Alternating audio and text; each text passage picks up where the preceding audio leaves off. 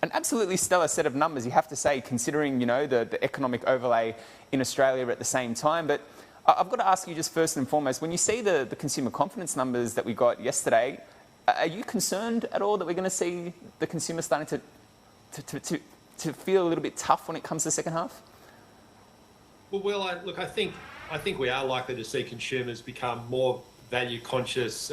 We've seen them focus on value in recent months, and they will become more value conscious. And that is something that we want to make sure that we can really deliver on across our businesses. A number of our businesses on the retail side are everyday low price retailers that tend to perform better in relative terms when customers are more value conscious.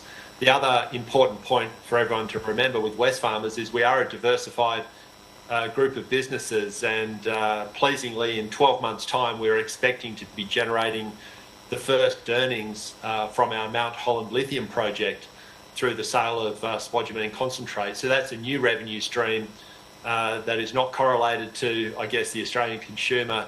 That will be a good outcome for our shareholders.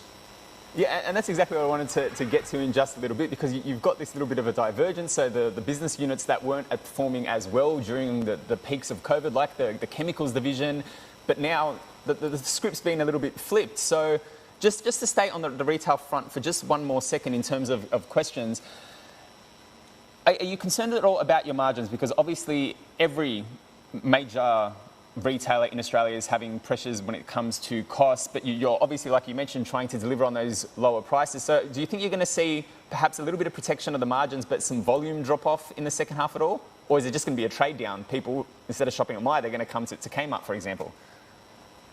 Well, I think there'll be a bit of that. I think as customers are more value conscious, our businesses have a fantastic offer there. But I think what's important to remember is that during COVID, we had plenty of opportunities to really try and extract more margin from our businesses, but we deliberately chose not to. We chose to keep our prices low, retain the trust of our customers.